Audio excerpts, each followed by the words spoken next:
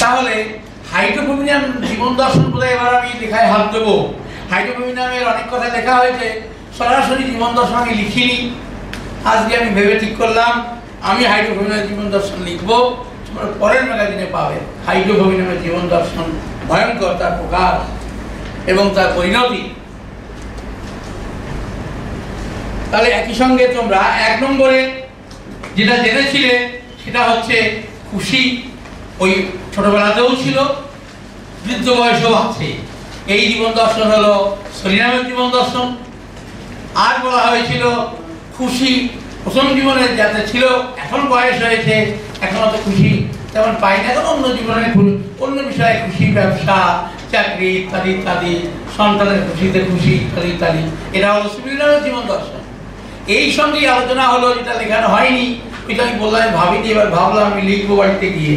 সে হলো হাইড্রোফোবিনিয়ামের জীবন দর্শন। কোন জীবন দর্শন? যাদের জীবনে খুশি বলে, এটা তুমি লিখে রাখো। এই 1 নম্বরে লিখে রাখো ওই পয়েন্টে লাস্টে, যে কোনোদিন যাদের জীবনে খুশি ছিল না বা নেই, সেটি হাইড্রোফোবিনিয়াম।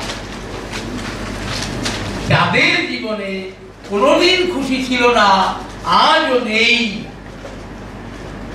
অর্থাৎ অখুশি দিয়ে জীবনের শুরু, আজও চলছে, এটি হাইড্রোফোবিনিয়ামের জীবন দর্শন। এই হলো কথা, তো বলিনি, তবু বলছি, চেষ্টা করে দেখছি। বলছি কি বলছে, লেখা আছে বলো বলো বলো। যাদের জীবনে কখনো খুশি ছিল না, আজও নেই। যাদের জীবনে খুশি ছিল না, আজও নেই, অর্থাৎ অখুশি দিয়ে এই জীবন শুরু, আজও অখুশি চলছে, অখুশি চলছে। এটি একটা ড্যাশ দিয়ে, এটি হাইড্রোফোবিনিয়ামের জীবন দর্শন। হ্যাঁ, ও বাবা। 2 নম্বরে বলেছিলাম আলী লাইফকে বেশি ভালোবাসতো এবং কেন, এটা কি বোঝাতে চাইছি? আলী লাইফকে আমাকে ঠাকুমা বেশি ভালোবাসতো কেন? আমি একমাত্র নাতি বা নাতনি, কটার যুক্তি নেই। কিন্তু যখন বলবে বাবু আমাদের সবাই ভালোবাসত, সবাই কেন? আসলে আমার তো কোনো দোষ কেউ খুঁজে পেত না, সবাই ভালোবাসত। এটা কার জীবন দর্শন? হাইড্রোফোবিনিয়ামের জীবন দর্শন। থ্যাঙ্কস আ লট। সবাই ভালোবাসত, শুধুই খুশি। দেখো, শুধুই অখুশি হাইড্রোফোবিনিয়াম, শুধুই খুশি হাইড্রোফোবিনিয়াম। ভগবান কি দিয়েছিল?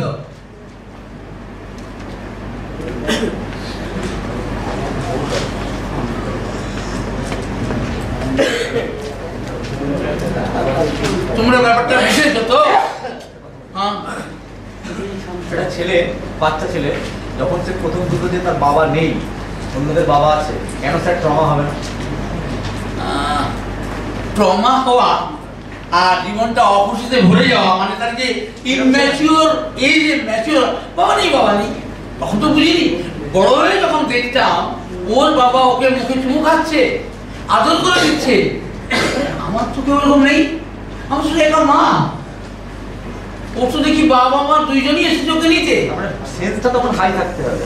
হ্যাঁ, তবে হাইড্রোফোবিনিয়াম। ওরা একটা ভালো প্রসঙ্গ তুলেছে, দেখো একটু দেখো, কথায় কথা বলে ভোজনে পেয়ে, খুব ভালো প্রসঙ্গটা। যে বাচ্চার বাবা নেই, তাছাড়া আমি তো ছোট ছিলাম, বুঝতাম না কিছু। যখন বড় হলাম, দেখতাম পরীক্ষা দিতে এসছে, বাবা মার সঙ্গে এসেছে।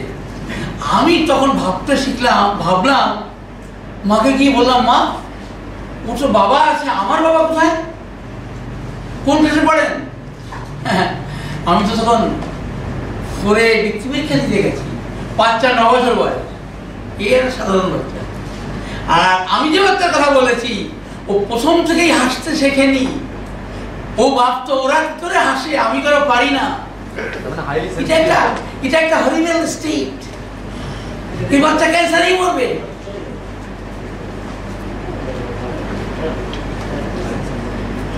তাহলে ভালোবাসা দিয়ে কি বেরিয়ে পড়লো? সেটা হলো সবাই ভালোবাসতো। আবার দেখো দেখো ভালোবাসা। আমি তো ভালোবাসা কেমন সে জিনিস, কি কিরকম দেখতে?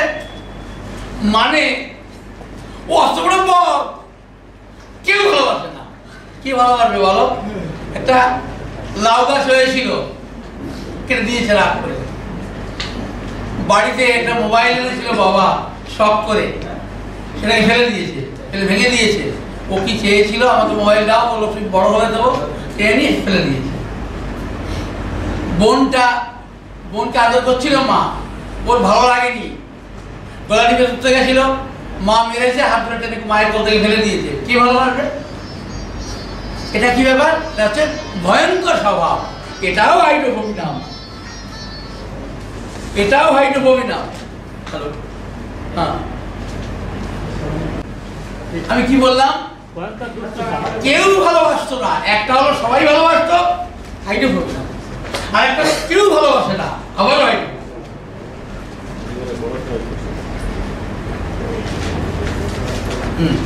এরপরে বলা হয়েছে কেউ বেশি বকাবকি করতো কেন? পড়াশোনায় তো ভালো ছিলাম না, খেলাধুলা করে বেড়াতাম, বন্ধুবান্ধবের সঙ্গে তাই বকাবকি করতো। কয়ই বকা শুনেছেন? আমি ওর মাধ্যমিক পরীক্ষা দিতে যাব, আমার বাবা অ্যাক্সিডেন্টে মারা গেল। আমি বুঝতে শিখলাম সেই প্রথম আমি যা করছি এটা ঠিক নয়।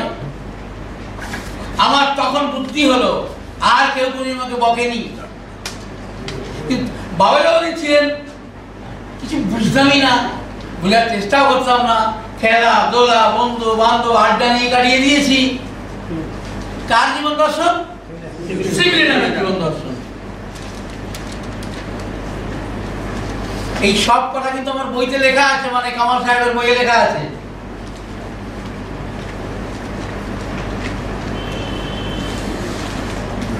তিন নাম্বার, আর্লি লাইফে কার সঙ্গে আপনার সবচেয়ে বেশি ভাব এবং ভালোবাসা ছিল?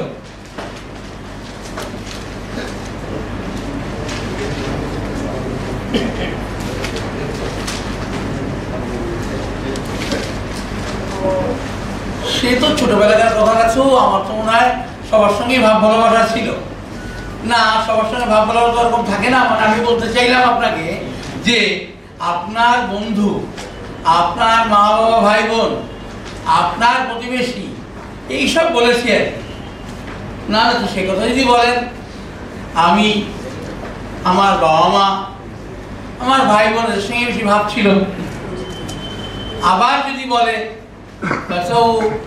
আমার তো বাবা মা, এক বোন, ভালোবাসা ছিল সবার সঙ্গেই।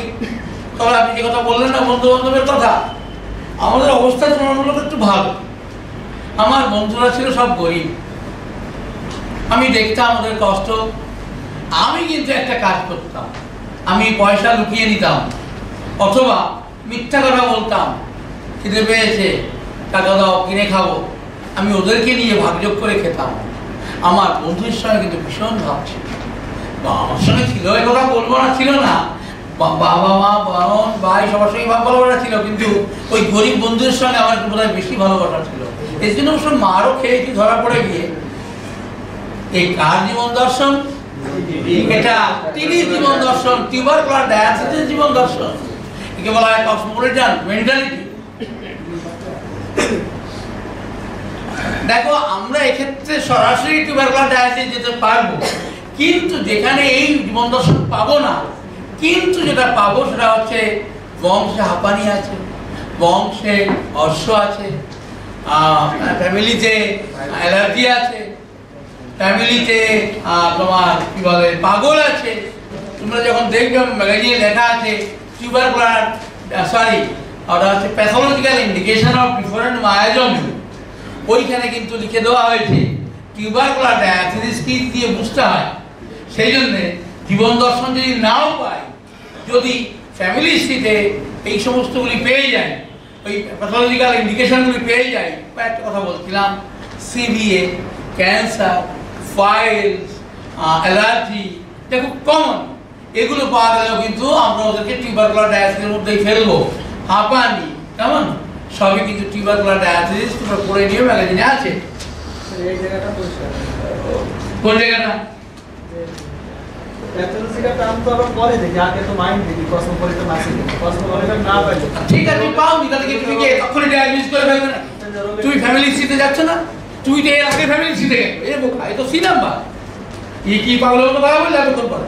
এ তো সি নাম্বার বলছি আমি, বি নাম্বার হয়ে গেছে। বি নাম্বারই তো এইগুলো ছিল, প্যাথোলজিক্যাল ইন্ডিকেশন জানার জায়গা। ও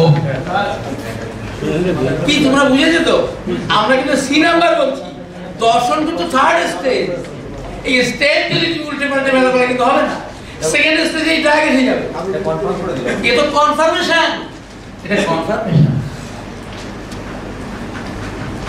তাহলে আমি কোনটা বলছিলাম? বকাশোনাটা লেখাশোনা সবচেয়ে ভালো ছিল, বেশি ভাব ছিল, ও বলেছি বেশি ভাব ছিল। যদি বলতো যে ডাক্তারবাবু আমার তো ভাব বলাবটা বলতে গেলে ওই তো আমার একটা বোন, বাবা আর মা। ও আপনার বন্ধু বান্ধব বান্ধব ছিল অনেকই, তবে সেরকম ভাব দর্শনটা তেমন ছিল না আমার। এটা কার জীবন দর্শন? সাইকোটিক ম্যানেজমেন্ট জীবন দর্শন। মানে আমরা যেহেতু দুখানা ড্রাগকে নিয়েছি, সোজা মেরে দিলাম, অথবা এটা এদের জীবন দর্শন। কেন কেন ফ্যামিলি ওরিয়েন্টেড জীবন দর্শন। আবার দেখো, বন্ধুরা গরিব ছিল, ওদের সঙ্গেই আমার বেশি ভাব ভালোবাসা ছিল। আমাকে কিছু দিলেই লুকিয়ে নিয়ে যেতাম, তার জন্য আমার মারও খেয়ে লুকিয়ে নিয়ে যাচ্ছি। এটা কিন্তু টিউবারকুলার ডায়াবেটিসের জীবন দর্শন। ফলে এই কথাগুলি লেখা কিন্তু অ্যাকচুয়ালি এই ড্রাগগুলোকে মাথায় রেখে, এমনি এমনি কোনো প্রশ্ন নয়। আচ্ছা এবার দেখো, ভাব ভালোবাসা ছিল বেশ। আর্লি লাইফে কি ভাবতেন, বড় হয়ে কি করবেন এবং কেন? যারা সাইকোটিক মনে, তারা বড় হয়ে এমন কিছু করে যে পরিবারের মঙ্গল হয়। মায়ের ভালো দিকটা দেখে, মাকে কি করবে, বাবার জন্য কি করবে, বোনের জন্য কি করবে, ভাইয়ের জন্য কি করবে। এই যে ফ্যামিলি ওরিয়েন্টেড ধ্যান ধারণা, এটাও কিন্তু ওরই মধ্যে পড়ে সাইকোটিক জীবন দর্শন। আবার যদি সে বলে বড় হয়ে আমি ইঞ্জিনিয়ার হব, ইঞ্জিনিয়ার হয়ে আমি কিসের ইঞ্জিনিয়ার হবে? আমি রাস্তা বানানোর ইঞ্জিনিয়ার হব। কেন? আমি দেখেছি ছোটবেলায় এক হাঁটু কাদা বেরিয়ে যেতে হতো, আমি রাস্তা বানিয়ে দেবো। কেন? রাস্তা বানিয়ে তোমার কি লাভ? তুমি তো শহরে থাকো না। আমি ভাবতাম এই রাস্তা দিয়ে আমি যাব, অন্যরা যাবে, গরিবরা তাদের জিনিসপত্র নিয়ে বাজারে গিয়ে বিক্রি করতে পারবে, যেটা সম্ভব না, হচ্ছে না এখন। আমি এগুলো ভাবতাম, আমি মানুষের কথা ভাবতাম খুব। টিউবারকুলার ডায়াবেটিস আর একটা দিক আছে, এরা একটা শব্দ বারবার উচ্চারণ করে মুখে, সেটা মানুষ, সবাই, সবার। এই কথাগুলো, এগুলো কসমোপলিটন মেন্টালিটির কথা।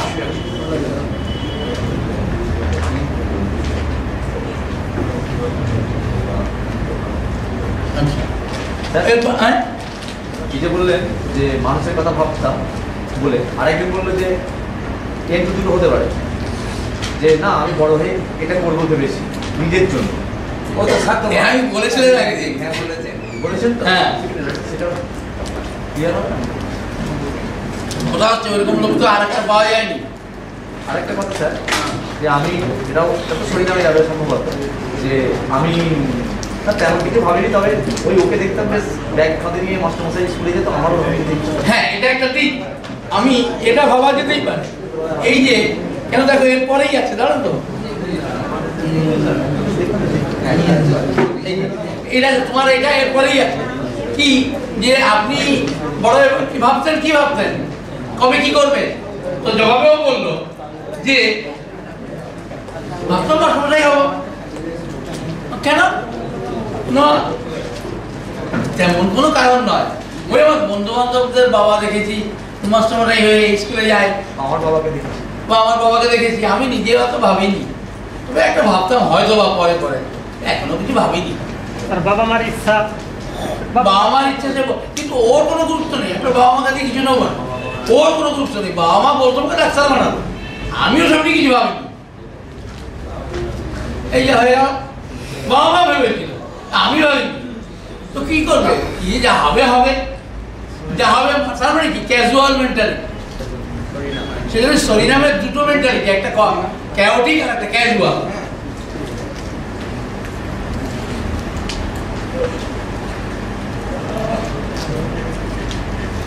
তারপরে একটা কথা আছে, ওই যে ছেলেটি বললো আমি বড় হয়ে ভেবেছিলাম অমুক হব, এটা কোন বয়সের কথা? বিয়ে পাস করে যাওয়ার পরে। তখন বয়স কত? না 25 বছর বয়স। এত বয়সে ভাবলেন? আসলে তখন না ভেবে উপায় ছিল না। এর আগে দরকার হয়নি, ভাবিনি। যখন পায়ের তলার মাটি সরে গেল, বাবা মা দুদিন অ্যাক্সিডেন্টে মারা গেলেন, কাকা কাকিমা ভালো ব্যবহার করছো না, ঠাকুমা বললো নিজের পায়ে দাঁড়া, নাহলে কিন্তু লোকে এরকম ঝাড়া মারবে। তখন আমি সিরিয়াস হয়ে গেলাম, না এটা কোনো জীবন নয়, এবার লড়াই করতে হবে আমাকে। ধাক্কা খেয়ে বুঝলো এবার আমাকে লড়াই করতে হবে, এটাও স্পিরিনামের জীবন না। এই ছোটখাটো কথাটা না তোমরা বুঝবে না। দেখো আমি প্রত্যেকটা ড্রাগকে একদম ছোটবেলা থেকে বার্ধক্য পর্যন্ত লিখে দিয়েছি।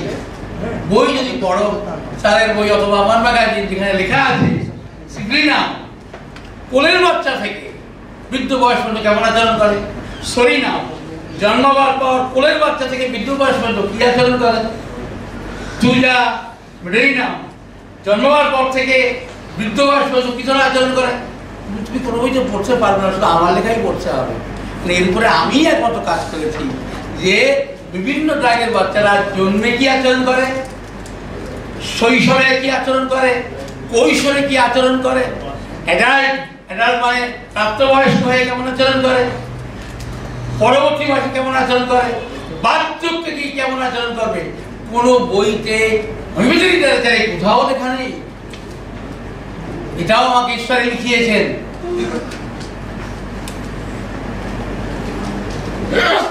এই এবার হলো রাগ হলে তার প্রকাশ কিভাবে হতো।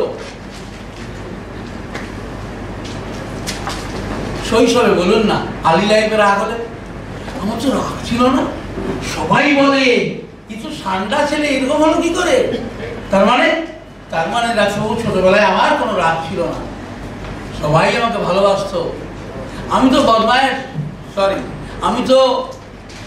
আমি নাকি হাই স্কুলে যাওয়ার পর বুকে গেছি, হাই স্কুলে যাওয়ার পর লেখাপড়া করলেই গেছে, হাই স্কুলে যাওয়ার পর রাগী হয়েছি, হাই স্কুলে যাওয়ার পর বাজে বন্ধুদের সঙ্গে মিশি, সবাই তো তাই বলে। ছোটবেলায় আমাকে সবাই ভালোবাসতো, আমি নাকি ভীষণ ভালো ছিলাম পড়াশোনায়, স্বভাব চরিত্রে সব দিকে। মানে হাইড্রোফোবিনা হতে হতে মেডো হয়ে গেল।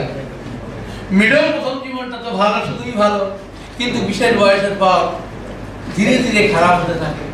ঠিক সিভিলিনামের উল্টোটা, প্রথম বয়সে সিভিলিনাম চরম বদমাশ থাকে, একটা ঘটনার পর একটা বিশেষ বয়সের পর হঠাৎ করে বদলাতে থাকে ভালোর দিকে। সব কথা তো অনেক হয়েছে, অনেকবার ছুঁয়ে গেলাম আর কি।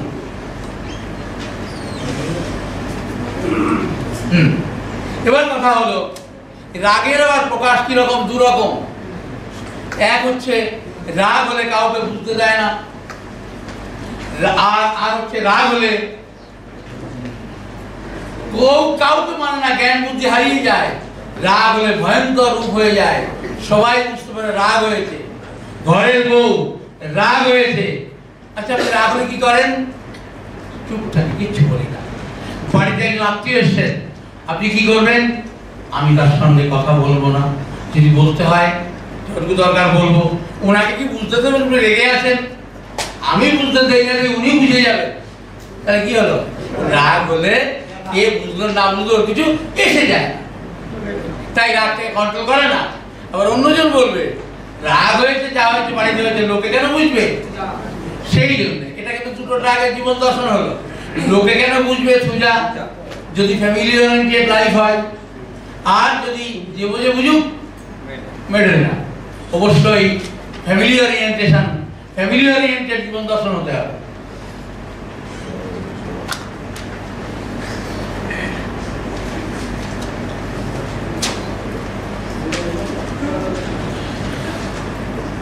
এর পরের নাম্বার হলো পড়াশোনার প্রতি আগ্রহ ছিল কিনা। কি? হ্যাঁ, পড়াশোনার প্রতি আগ্রহ ছিল কিনা, কত বয়সে পড়াশোনার প্রতি আগ্রহ হয়েছিল, এগুলো হয়ে গেছে। এছাড়া কোন বিষয়ের প্রতি আগ্রহ ছিল, এই আইডা সুপ্রিনাম অসরিনামে যাবে, ওটা ছেড়ে দাও। এটা গুরুত্বপূর্ণ কথা বলা। এ দেখো, একটা বয়স্ক মানুষ ভাবো, বয়স কত? এই 55 হবে। তো মানুষের টিউবারকুলার ডায়ালিসিস, তো টিউবারকুলার ডায়ালিসিস মানে তো টিউবারকুলার ব্যাসিলাম ড্রসেরা। এবার আমি ওনার তো বাবা মা বেঁচে নেই, ছোটবেলায় মারা গেছেন, আমি বুঝবো কি করে উনি কোন ড্রাগে যাবেন? তো আমি বুঝে গেছি এই বলে ওনার ফ্যামিলি হিস্ট্রিতে ক্যান্সার আছে, ওনার ফ্যামিলি হিস্ট্রিতে পাইলস আছে, এভাবে বুঝে গেছি যে উনি টিউবারকুলার ডায়ালিসিস। কসমোপলিটান মেন্টালিটি খুব একটা পাইনি, শুধু প্যাথোলজিক্যাল এন্ট্রিটাই হয়েছে বংশ থেকে। তাহলে আমি ওনাকে ওষুধ দেবো, কিন্তু কী ওষুধ দেবো? উনি আমাকে বললেন, ভাবো যে ওনার পায়খানা খুব পাতলা হবে, যবে উনি বুঝতে শিখেছেন। যেহেতু জানা নেই, উনি ওনার মা কি বলতেন যে ওর পায়খানা ভালো ছিল আচ্ছা প্রথম বয়সে, পরে খারাপ হয়, অথবা প্রথম জীবনে খুব কঠিন ছিল, পরে নরম হয়ে গেছে, পাতলা পায়খানা হয়েছে, কিছুই জানতে পারলাম। কিন্তু তুমি এইটুকু জেনেছো যে উনি টিউবারকুলার ডায়ালিসিস। তোমার তখন উদ্দেশ্য হবে প্রথমেই 1 ডোজ ড্রসেরা দেওয়া 200। এই 200 দেওয়ার পর তুমি 2 রকম অবস্থা খেয়াল করবে। যদি উনি বেসিক্যালি লুজ মোশনের পেশেন্ট ছিলেন ছোটবেলা থেকে, তাহলে কিন্তু পেশেন্ট ভীষণভাবে পরিবর্তন হয়ে যাবে। আর যদি তা না হয়ে থাকে, তাহলে বুঝতে হবে যে ওনার পায়খানা হয় স্বাভাবিক ছিল, না হয় কঠিন ছিল, কারণ কনফার্মেশনের কোনো জায়গা নেই। উনি যেটা বলেছেন সেটা তো বেশি বয়সের কথা। এবার দেখো, তাহলে তুমি কি করবে? তুমি ড্রসেরাতে কাজ পাওনি, মানে ওনার লুজ মোশনের হিস্ট্রি ছিল না 2 মাস বয়সে, তাহলে একটাই পড়ে রইল, দুটো পড়ে রইল, একটা তো স্বাভাবিক পায়খানা ছিল ছোটবেলায়, তাহলে তুমি ব্যাসিলাম দিতে পারো। যদি ব্যাসিলাম দিয়ে তুমি সার্বিকভাবে উন্নতি দেখছো ইন অল রেসপেক্ট, তাহলে কিন্তু সত্যি সত্যি উনি ব্যাসিলাম ফলোড বাই ড্রসেরা। আর যদি ব্যাসিলাম দিয়ে তুমি কোনো কাজই না পাও, তাহলে কিন্তু টিউবারকুলার তোমাকে দিতে হবে। এক্ষেত্রে কিছু করার নেই বেটা। আমরা দেখো টিউবারকুলার ডায়ালিসিস বুঝতে পারি, কিন্তু ড্রাগ বলতে পারি না, যেহেতু এটা অ্যাকচুয়ালি তোমার বয়স নির্ভর তথ্য। এইখানে আমাদের হাতটা বড় ছোট। টিউবারকুলার ডায়ালিসিসের মেডিসিনের ইমপ্লিমেন্টেশন ডিপেন্ড করে তোমার বয়সের তথ্য থেকে। 90 বছর বয়স একটা মানুষ এসেছে আমার কাছে, 2 মাস বয়সের তথ্য তার কাছে পাওয়াটা গাঁজাখুরি গল্প। গৌতম এখন সন্ধে লাগেনি পুরোটা। খাওয়ার পরে ওইভাবে বসলে আর ঘুম না পেয়ে যায়। স্যার হ্যাঁ, বলছি অনেক বাচ্চা মায়ের দুধ পায় না, বাইরের দুধ ইউজ করতে হয়, শক্ত পায়খানা হচ্ছে। শোনো ওটাকে গুরুত্ব দেয়। কথা হলো, বাইরের দুধ অনেকেই খায়, সবার কনস্টিপেশন হয় না। আমরা সেই অ্যালুমিনিয়ার যুগে নেই, আমি সেটাই বলছি। ফলে আমরা এটা নেবো না, আমরা নেবো কনস্টিপেশন ঠিক করতে। সেটাই বলছি। কারণ সবাই তো, অনেকেই বাইরের দুধ খায়, সবার তো কনস্টিপেশন হয় না। সেই জন্য ওরা মানে ওই ক্লাসিক্যাল হোমিওপ্যাথি বলে যারা দাবি করে, তাদের আইডিয়াটা এরকম একটা উল্টো পাল্টা আইডিয়া।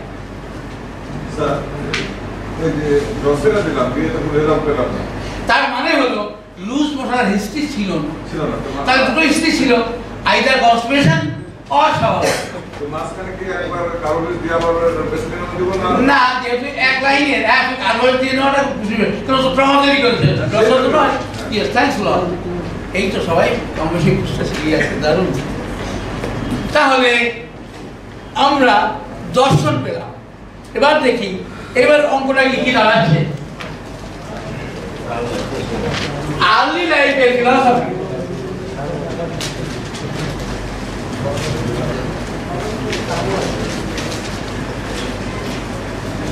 এই যে এবিসি, এই এর আবার এই এর একটা অংশ বি এর সঙ্গে জুড়ে গেছে, তো এর একটা বিশেষ গুরুত্ব আছে। কি এখান থেকে পাবো আমি পোটেন্সি, এখান থেকে পাবো আমি মেডিসিন, মেডিসিনের আইডিয়া, মেডিসিন নয়, মেডিসিনের আইডিয়া। এই আইডিয়াকে কনফার্ম করবে জীবন দর্শন। এবার হচ্ছে confirmation of selected medicine, confirmation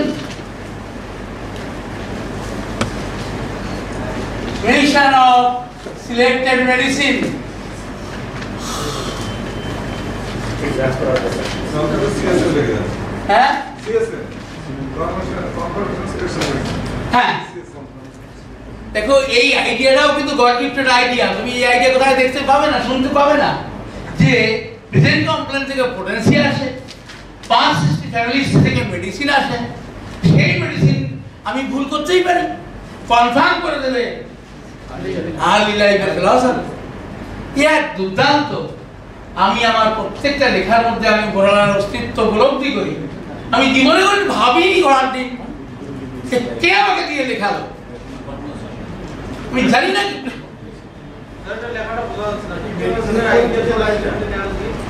মেডিসিনের আইডিয়া নিচে হচ্ছে কনফার্মেশন অফ সিলেক্টেড মেডিসিন,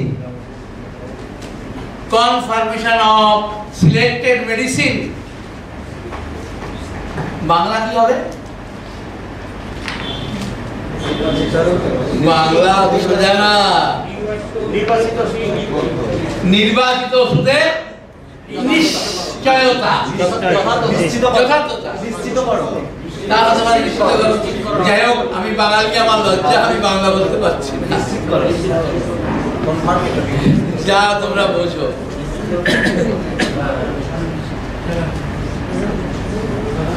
এবার কথা হলো, এত সব জানার পরেও ব্যর্থতা। শোনো, এবার হচ্ছে বিবেকানন্দ। বিবেকানন্দ বলেছে, স্যার সব কীর্তন গেয়েছি, গেয়ে দেখেছি সুর বেরোয় না। সুর বেরোয় না, কি বেরোয়? গন্ডগোল। কি বলবো? চিৎকার বেটি কেন? কোথায় ত্রুটি? ত্রুটিকে তুমি কি করে ধরবে? তার জন্য 6 সাইকেল, এটাও একটা ইউনিক আইডিয়া, এটাও গড গিফটেড।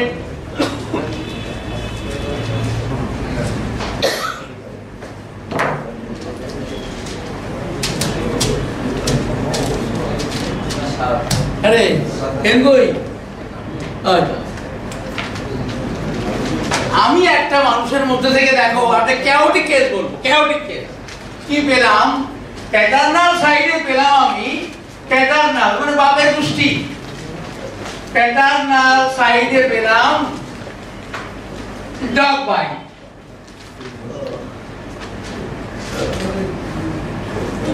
ম্যাটার্নাল সাইডে পেলাম মানে মায়ের গোষ্ঠী, ম্যাটার্নাল সাইডে পেলাম ক্যান্সার।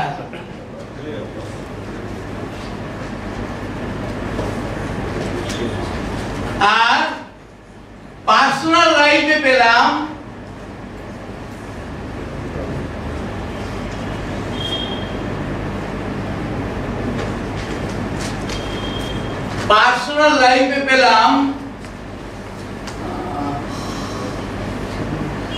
উল্টোপাল্টা।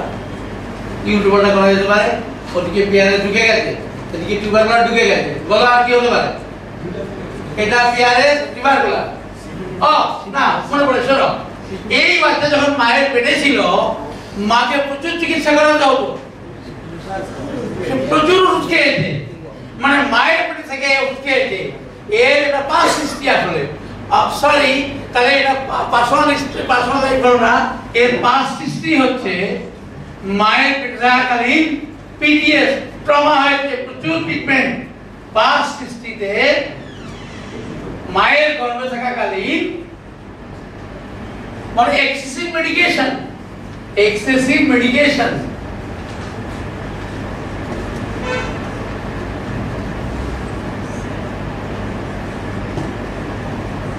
দেখো কেন এক্সেসিভ মেডিকেশন হলো? মায়ের রক্তে আছে ক্যান্সারের বিষ। এই বিষ, এই যখন মায়েদের পেটে বাচ্চা আসে, তখন মায়েদের মধ্যে সমস্ত লুকিয়ে থাকা রোগগুলি জাকিয়ে ওঠে, লুকিয়ে থাকা রোগগুলি জাকিয়ে ওঠে।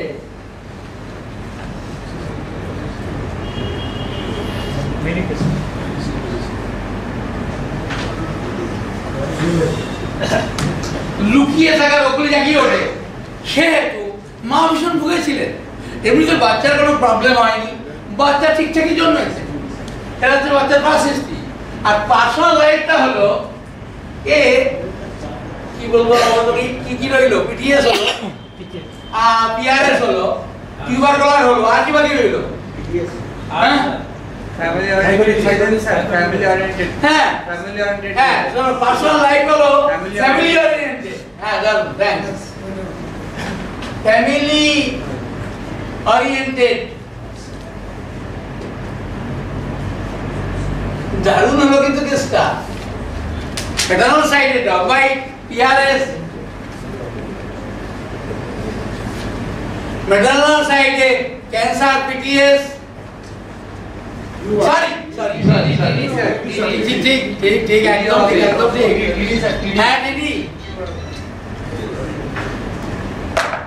টিডি টিডিএস হ্যাঁ টিডিএস সবাই কেস বানিয়ে দাও টিডিএস পার্সোনাল লাইফ হলো ফ্যামিলি ওরিয়েন্টেড সাইকোটিক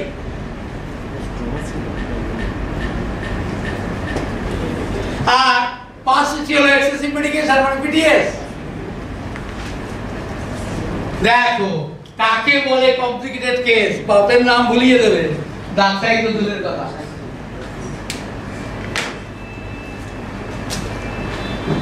এ তো আমি পেলাম তার সবই দেখো অতীতের কথা মায়ের গোষ্ঠী বাপের গোষ্ঠী তার শুধু একটাই প্রেজেন্ট কথা সে পরিবারের জন্য সবকিছু করে কামাল সাহেব আমার স্যার কোথায় স্যার ঠিক আছে স্যার একটা কথা বলেছিলেন এইবার আপনার ঘরে এলো প্রাসঙ্গিক আলোচনা স্যার বলেছেন একজন মহিলাকে ওষুধ দিয়ে আমি সব সারিয়ে দিয়েছি দারুণ কিন্তু সব সেরে যাওয়ার পর এখন হঠাৎ করে একটা সমস্যা হয়েছে পেটের পরীক্ষা করে ধরা পড়েছে ইউটেরাইন ফাইব্রয়েড যদিও এর আগেও পরীক্ষা করা হয়েছিল ইউটেরাস ছিল এমটি সব ঠিকঠাক ছিল সার ছিল না এই ওই বা যাওয়া ছিল তাও সেরে গেছে মিলসের তেমন কোনো প্রবলেম ছিল না সব কিছু টাইমে দারুণকে কিন্তু কি হলো সব সেরে গেছে বলে যখন সার্চটাকে ছেড়ে দিলেন হঠাৎ করে একটা অসুবিধা হওয়ার জন্য কেসটা যেহেতু দূরের কেস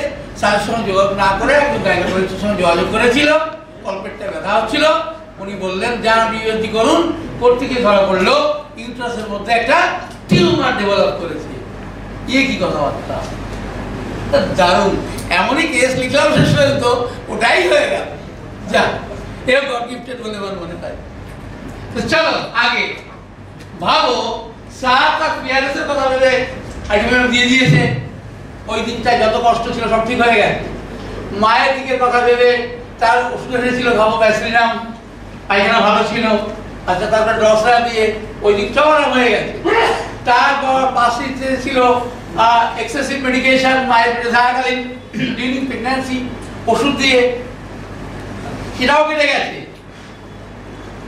স্যারের একটা ভুল তখন রয়ে গেছে বিবেকানন্দ বলো কি রয়ে গেছে ফ্যামিলি ওরিয়েন্টেড ও বলুন না হ্যাঁ সাইকোটিক মায়ের যেহেতু সবাই ছেড়ে গেছে ওদের ক্লাসে এবার আমার একা রাজত্ব ফাটিয়ে দেবো দিল ফাটিয়ে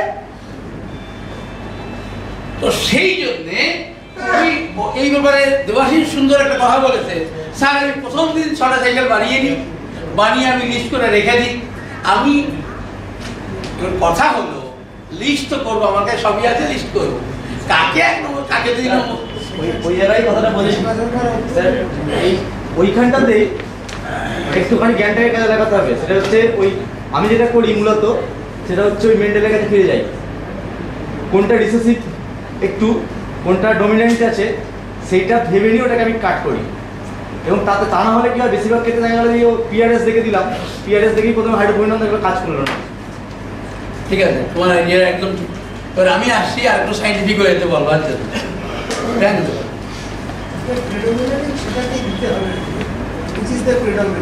প্রিডমিনেন্ট রিসেসিভ ওই জায়গাটা স্যার আমার বক্তব্য হচ্ছে না আমি এখনো বলা শেষ করিনি তুমি আর তোমার বক্তব্য বলতে পারো না।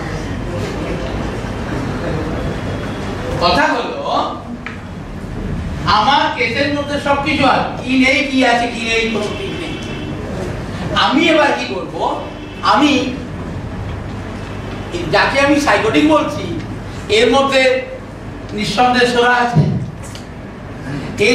যেহেতু আমি এই মানুষটি, আমার পার্সোনাল লাইফটা হলো ফ্যামিলি ওরিয়েন্টেড,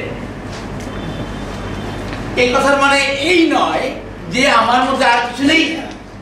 আমার মধ্যে সব কিছু থাকলেও সাইকোটিক দিকটা হলো প্রিডমিনেন্ট। আমি এটা বলতে পারি না অন্যরা কেউ নেই, আমি একে নিয়ে চলবো, কারণ এমন কোনো কেস পৃথিবীতে হতে পারে না যেটা একটা আইসোলেটেড মায়োরিটিক স্টেট হতে পারে না। কিন্তু কি হতে পারে না, সবাই আছে তার মধ্যে। যেমন ধরো, যখন এই মাধ্যমিক উচ্চ মাধ্যমিকের রেজাল্ট বেরোয় 1 থেকে 10টা, মাঝে মধ্যে দেখবে ফার্স্ট হয়েছে 2 জন বা ফার্স্ট 1 জন হয়েছে, থার্ড হয়েছে 3 জন। তার মানে হলো কি? তার মানে হলো এরা মোটের উপর সম ব্রেন সম্পন্ন। কিন্তু কি হয়, তোমরা এটাও শুনে রাখো, জানে হয়তো অনেকে, যখন একই নাম্বার পেয়ে বিভিন্ন এক্সামিনার থেকে খাতা এলো, তোর 20 জনের একই নাম্বার, 20 জন এক্সামিনার খাতা দেখেছে, 20 জন খাতা জমা দিয়েছে আলাদা আলাদাভাবে, একই নাম্বার পেয়েছে, 90 পেয়েছে, এরকম 20 জন আছে।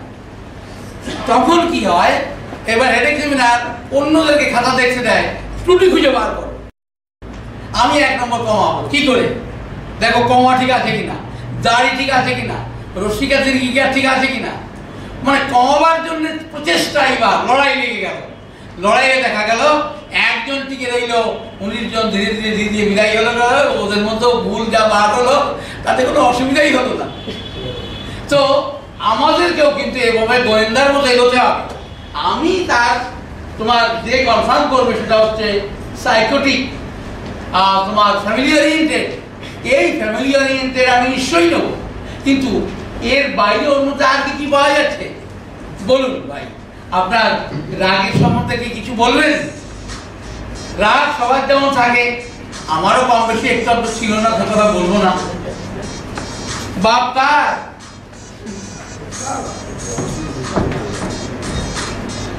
বলে দেবো কেশুদা? ওরই স্যার। আচ্ছা, তাহলে কি হলো দেখো, আমি যখন সেনার সঙ্গে কথা বলতে বললাম, দেখো এখন সবাই সমান নম্বর পেয়ে গেছে, আমাকে তো এবার ত্রুটি খুঁজে বার করতেই হবে, মানে কাউকে না কাউকে বার করতেই হবে।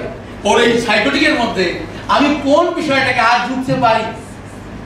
তো ও যা বললো, সাইকোটিক বলছে ফ্যামিলি ওরিয়েন্টেড জীবনযাপন, কিন্তু বোনকে বেশি ভালোবাসতো বলে, যখন ও বড়, বোন ছোট, বোনকে নিয়ে মা যখন বাড়িতে এলেন, তখন কিন্তু ও বোনকে সহ্য করতে পারেনি। মা বলেছেন ও নাকি বোনকে একবার গলা টিপে ধরে দিল। দেখো ফ্যামিলি ওরিয়েন্টেড জীবনযাপন, কিন্তু শুরু তো সে কি ছিল, পরে বুঝেছে যে ওটা আমার বোন, বোন তো ভালো, সবার বোন আছে, আমারও বোন আছে। প্রথম কিন্তু বোঝেনি।